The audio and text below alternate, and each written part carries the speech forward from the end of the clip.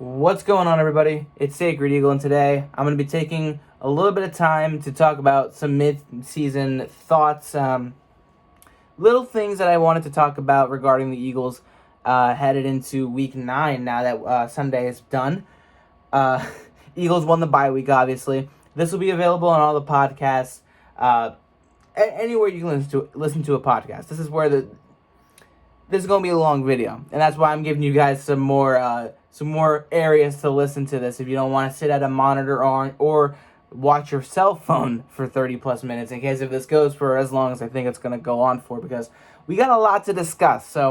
But if you want to watch and stick around on YouTube, subscribe and drop a like. Very much appreciated. But anyways, let's talk about this. Let's get right into it. No bullshitting. I have literally like a page and a half of stuff right here to talk about. Because, well, yeah, it's been that kind of year.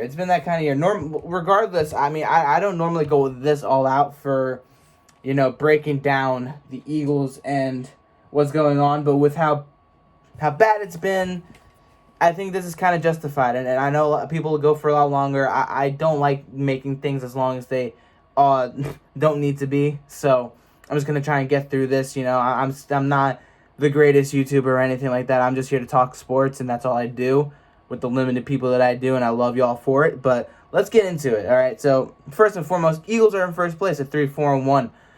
We already know that they won the bye week. Nobody went up and nobody went down. Cowboys lost. A very good game against the Steelers, by the way. They came out and played a lot better than I thought. And then, of course, the Giants put off the sweep against Washington. So you got 2-2-7 teams, and you have a 2-6 team in second place, which is Washington. And then you have the Eagles at 3-4-1 in first place. Could be a lot better. And let's talk about how, because turnovers have been the biggest issue. Now, three games in particular that I want to mention, because we don't lead the league in turnovers, but we do have a lot of turnovers, 16 of them belonging to none other than Carson Wentz himself, one to Miles Sanders, and again, I'll get into it, but Washington week 1, we all know that we lost that game 27-17. We were up 17-0. Carson Wentz threw 2 interceptions in the span of 3 drives. One at the end of the second quarter, one at the start of the third quarter. All of a sudden, Washington's in it, and then they just took the lead right from us, because then guess what? He fumbled again in the fourth quarter. Therefore, the Eagles fell behind, couldn't do anything offensively, and we lost.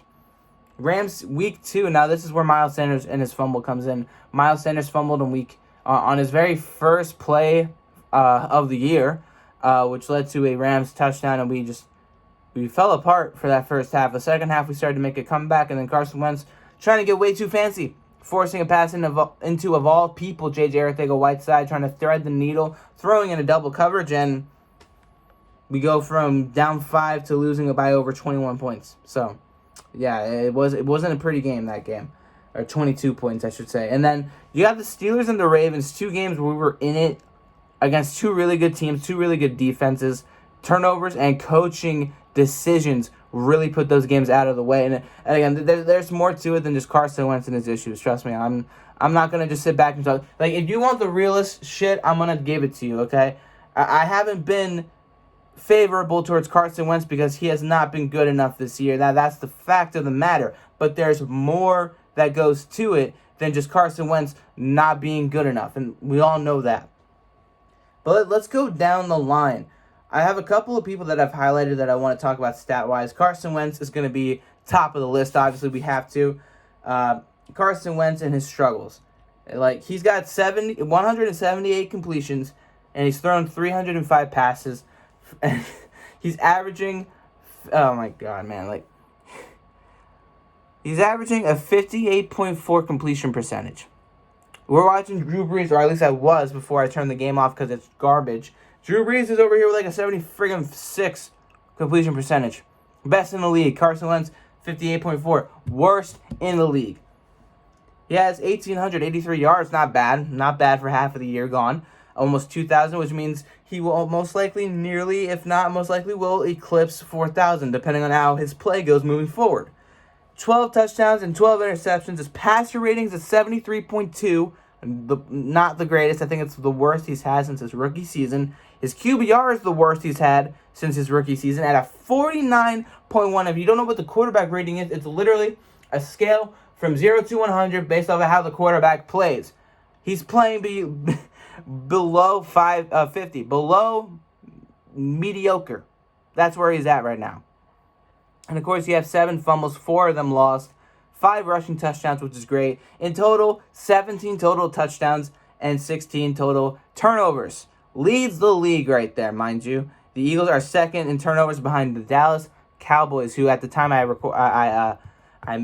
put down these stats are at 18. I believe they're at 20 now, which, yeah, that's how bad the Eagles are as far as turnovers go, thanks to one Carson Wentz.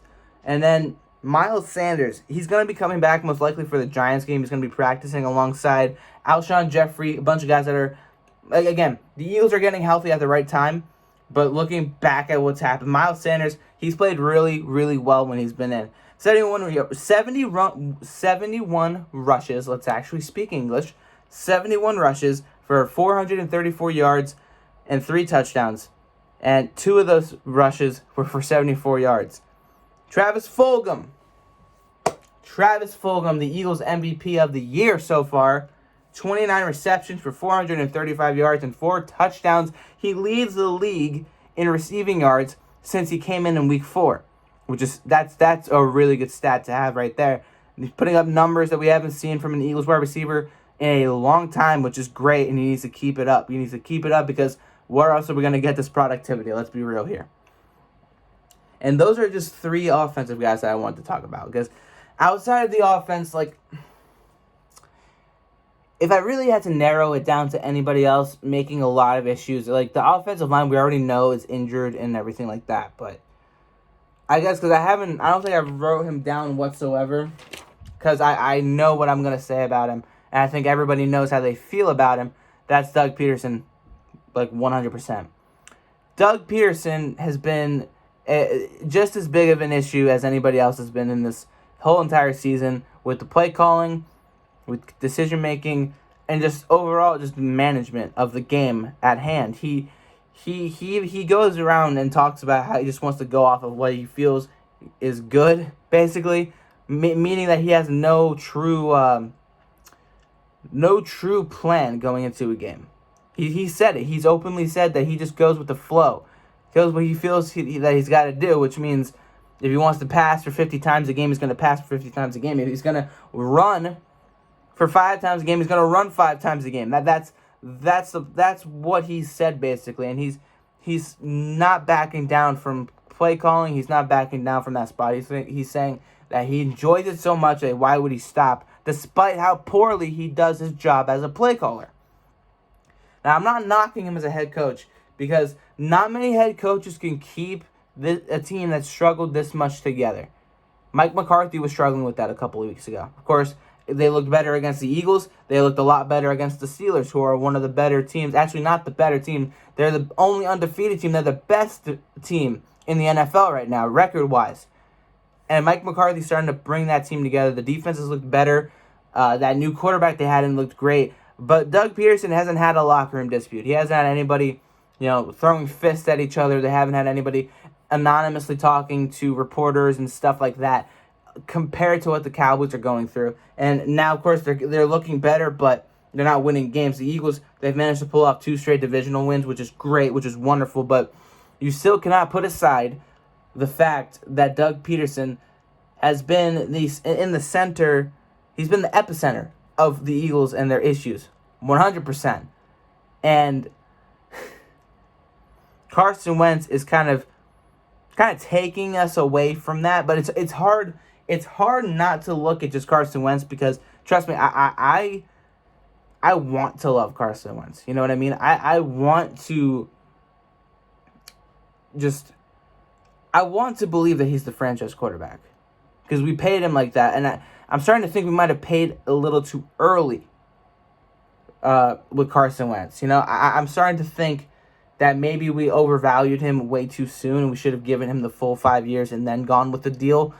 But at the same time, he had a year like 2017, the Super Bowl year, where even if he hadn't gotten hurt, I don't know what would have happened in the playoffs. I think the Eagles would have most likely still won, or at least made it to the championship game. At bare minimum, if Carson Wentz had stayed healthy past that Rams game. I really do. I think the Eagles would have looked better against the Raiders. I think they would have looked better against the Cowboys, or not the Cowboys, the Giants, and then the Falcons. Those three games, excluding the 6-0 Cowboys win, which was just bench warmers going up against bench warmers that game, really.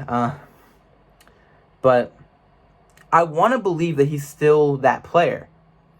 But the past 3 years, and I'm not just talking stats, I'm just talking watching the game, looking back at the tape, seeing people like Baldy break down what he's doing right and what he's doing wrong. And holy shit, like that's where my mind goes. It's just wow. Because he'll make a beautiful throw to Travis Fulgham with the ball going through, just going across the field, 50 yards in the air, is right on the dime. But then you have other plays where you're really seriously just questioning everything. Like, how can you make that decision? And that takes away from Doug Peterson and his own decision as well. And those are the two main issues on the offensive side. And I'm not saying that there's any issues on the defensive side, because there is, but at the same time, it's nothing that is as bad as what the offense has been going through. We have allowed more than 30 points twice this year against the Rams and the Steelers. We allowed 30 to the Ravens, but that was an actual close game that went down to the wire. The Steelers and the Rams, they were close contested games, and then the offense gave it away. Yes, the defense was struggling, but the offense wasn't helping. And that's the big thing. No complementary football between the two sides, offense and defense. No complementary football, nothing that's helping each other out whatsoever. And right now, let's go back to a couple of things here. The Eagles' defense, I mentioned them, how they're not the biggest issue, but they kind of are at the same time. The Eagles have only 10 total takeaways on defense, 3 interceptions, and 7 fumbles. That's it. That's it. That's not as bad as the Cowboys, of course. The Cowboys have less, but we gave them 4 just a week ago. You know what I mean? The Eagles haven't had a game where they took 4 interceptions or 4 turnovers in general. They haven't had a good game like that on defense. And the best thing on the defense that I'm going to get to later is Brandon Graham. I have a couple of players that I highlight as, the bright spots of this down year that we're going through. Brandon Graham is on the top of the list, both in defense and overall. Spoiler, obviously, but the Eagles' defense as a whole, it's not that they're bad, it's just that they're not great, and they're not how I feel they could be. They're not as good as I feel that they could be. And the takeaways are just another reason for me saying that. And this is a little issue, because we haven't seen them kick a point after attempt, point after try, PAT, the 1 point after you get a touchdown, the 7th point. Jake Elliott, on field goals alone, he is 8 of 12. Now I broke this down a little bit because I want to focus specifically on where he's struggling the most. From with kicks within 20 yards to 29 yards, he's 1 of 2. In 30 to 39 yards, he is 5 of 5. That is where you want him to be, within 30 to 40 yards of the kick. That's where you want him to be. He's 5 of 5. Perfect. From 40 to 49, perfect as well. 1 for 1. But then 50 yards plus, and then of course within 20 yards, from 10 to 19, which is PATs, you've seen him struggle the most. At 50-yard field goals or more, 1 of 4. And then you got the PATs that he's been missing. Now, I don't know if this is truly that big of an issue. I feel like it's something that, a kicker goes through a rut. It's nothing like Cody Parkey, where he was just completely self-destructing when he was with us, when he was with the Browns, when he was with the Bears. He's still on a team now. He's back with the Browns. But Jake Elliott, he's still a young guy who's never been through an injury. He's never had anything wrong happen to him. He's just missing on some of these kicks. And I'm not going to sit back and say that this is a big issue or anything. It's just something I wanted to touch on, because it's true that, yeah, he's struggling, but I mean, it's nothing that's that big of a deal. I just wanted to touch on it a bit. That the Eagles in general, I feel like, are giving up way too quickly on Jake Elliott. by doing more PATs, and that goes back to Doug Peterson and his decision making instead of trusting your play. And it mostly started against the Bengals when instead of trying to get Elliott out there to try a long field goal attempt just for shits and giggles because there was only 15 seconds left anyway. The Bengals and the Eagles at that point were struggling to make it past 20 yards per play. So why not give them an opportunity to at least kick the field goal, right? Instead they punted, and you weren't even showing confidence in Carson or the offense for getting that long fourth down conversion. That goes back to Doug Peterson's decision making right there. But that's where it truly started for Jake Elliott. That's when I really started to see Jake Elliott struggling, and I think it had something to do with that right there in the fourth quarter or in the overtime period against the Bengals.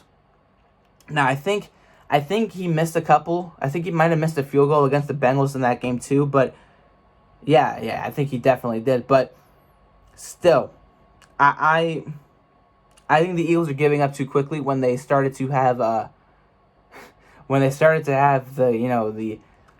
workouts with other kickers. I think that the Eagles are giving up way too quickly. They need to tone down the 2-point conversions after every single touchdown. Just let Jake kick. Just let the kid do his job. Let him get back out there. Moving away from all that. That's mostly offense right there. I mentioned the defense only having a few takeaways. Let's move into some other statistics regarding the offense that before we move away from them, I felt like I really needed to talk about because, again, the offense has been the biggest issue this year. The defense hasn't been that great, but the offense has been definitely the area of concern due to injuries, quarterback play, coaching decisions. But the Eagles are 4 of 14 in fourth downs. Very big concern. 29% they're converting. Only 29%. That's terrible. And that's Doug Peterson's area of expertise, right? He talks about being fearless and making those plays happen when, you're not doing too good on making those plays happen. So, yeah. And I listened to Shannon Sharp talk about it during the Eagles-Cowboys aftermath, that there's a difference between fearless and foolish, but they are very close, which is very true, okay? Because you could be fearless, but you can have your mind clouded, You could really be so full of yourself that, yeah, you're fearless, but you are being nothing more than just a fool and an idiot with some of the things that you do. And Doug Peterson, I feel as a whole, play calling wise and whatnot, he's been a really big fool, really big tool bag. You know what I mean? On third downs, this isn't that bad. It's not as bad as fourth downs, obviously, but they are 46 of 107, which is 43% of the time. Below 50%, but still. And even lately they've been better. Like against the Giants, they were pretty good. But against the Cowboys, they were not good on third down. They weren't that great. Both the Cowboys and the Giants stunk it up. So, but those are just a couple of things right there that Doug Peterson wise, Eagles offense, they gained 333 yards per game. Not bad. Turnover ratio is pretty bad, -7. And their average time of possession is 29-24.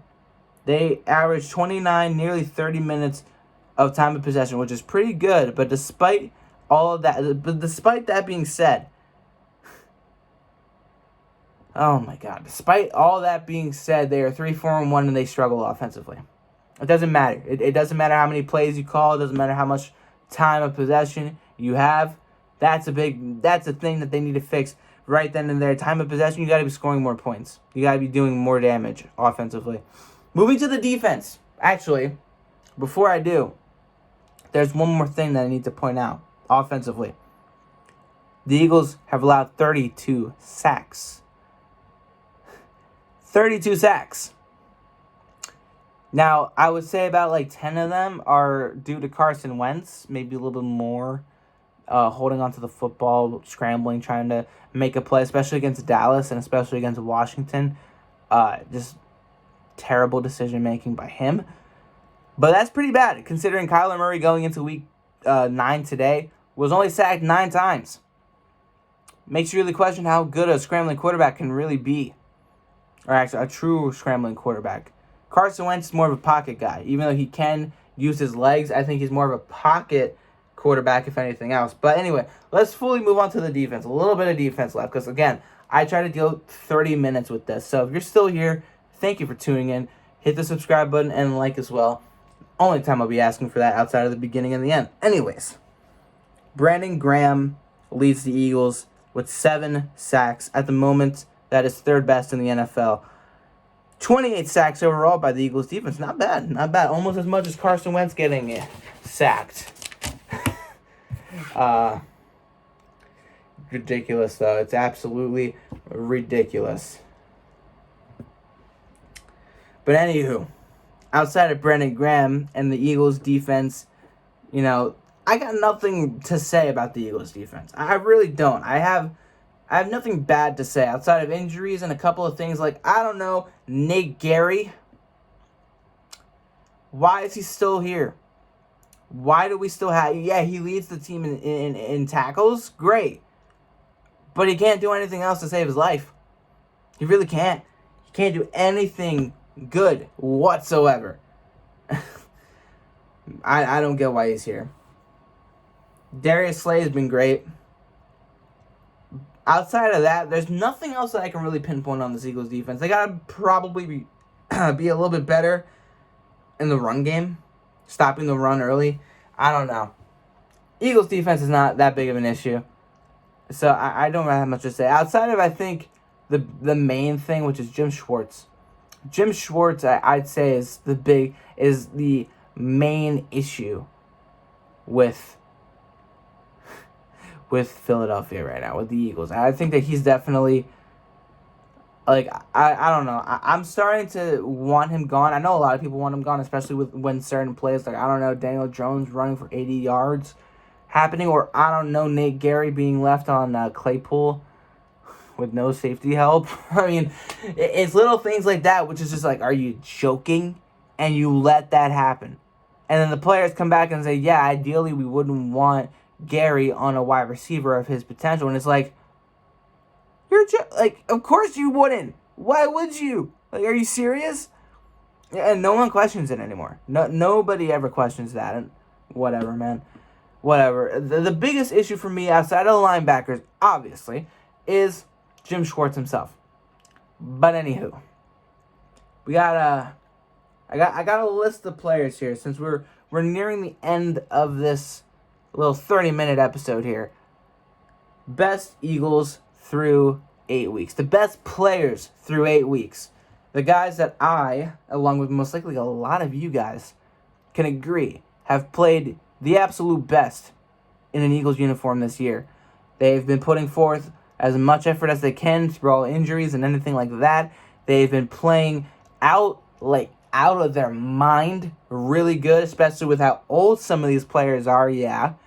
And overall, a lot of shockers, a lot of surprising people that I wouldn't expect to be on this list. It wasn't even a top 10. I couldn't think of 10 people that were good, that were doing really good on this team. I couldn't. There's only 2 people that I think that will make the Pro Bowl on this list, and let's get right to it. Now, we got to start off with my man, Brandon Graham, bro. Dude, how can you not?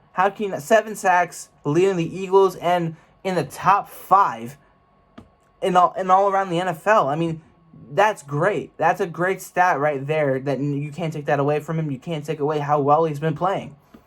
And next, we got basically the other half of that on offense. Jason Kelce. He's the only offensive lineman that's played through every single game.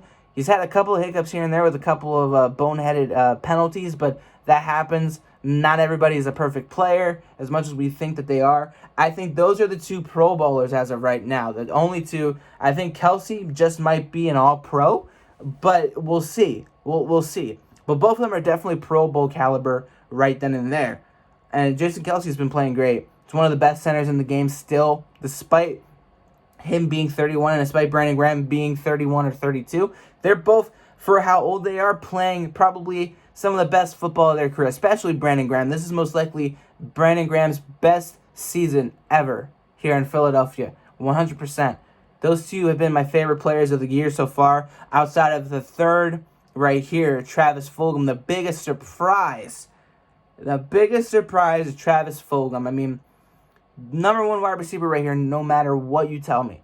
He's no fluke. He is the real deal with the way that he runs routes, the way that he catches the ball. He has top speed. He can break tackles. He's proven to me that he is enough to just take over a game. To fully just help lead the Eagles down and score in a moment where they are struggling to do that. You know what I mean?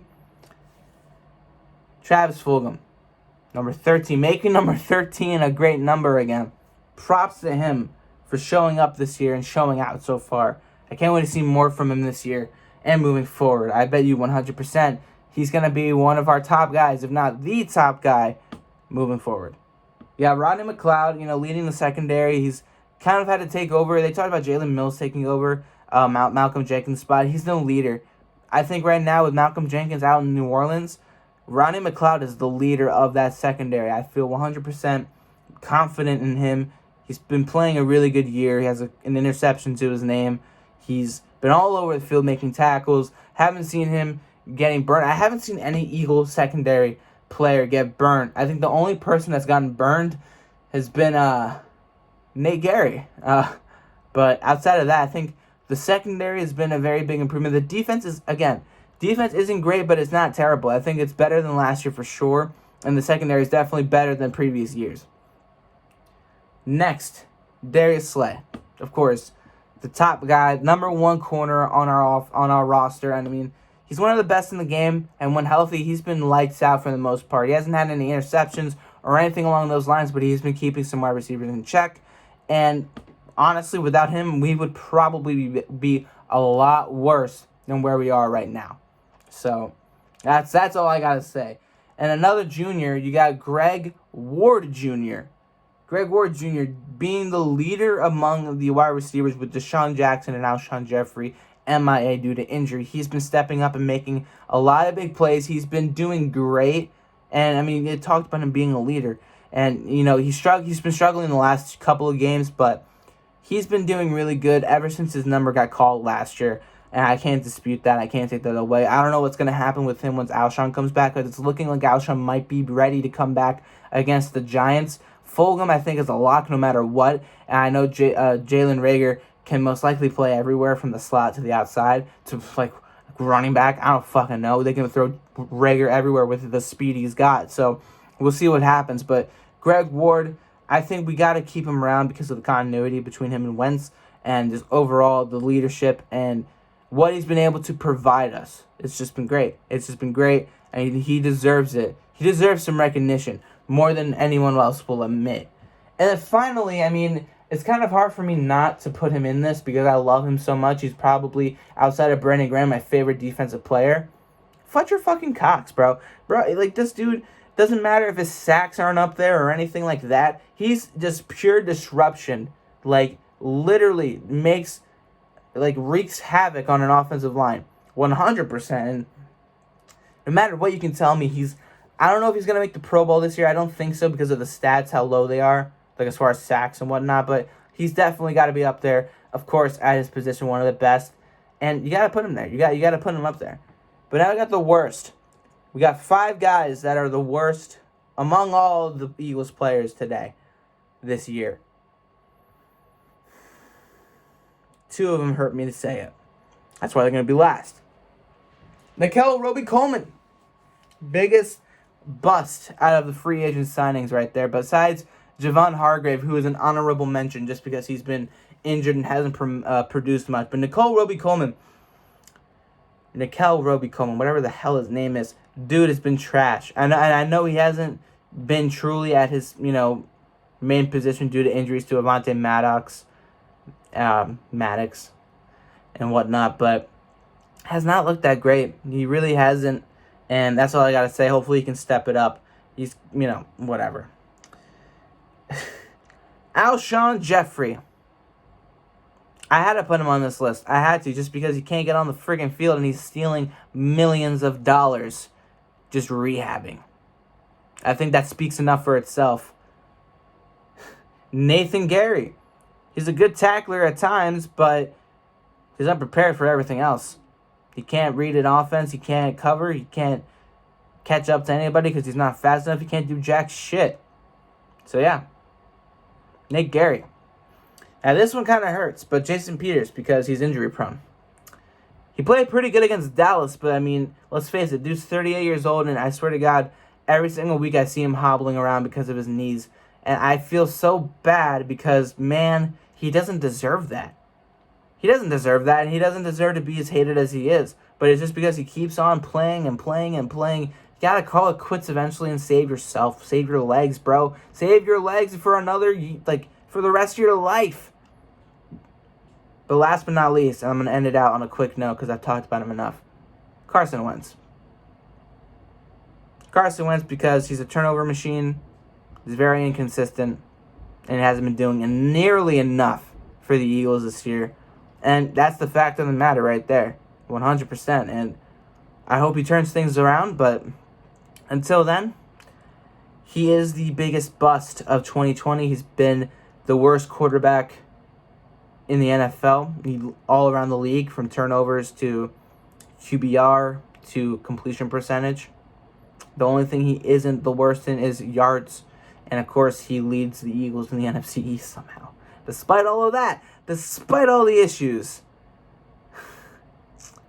And those are some midseason thoughts.